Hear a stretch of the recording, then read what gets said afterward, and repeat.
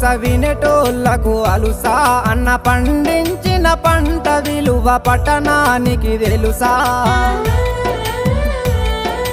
తన వ్యవసాయము మానుకుంటే లోకానికి నడుసాయి దేశానికి రైతన్నే వెన్నెముకని తెలుసా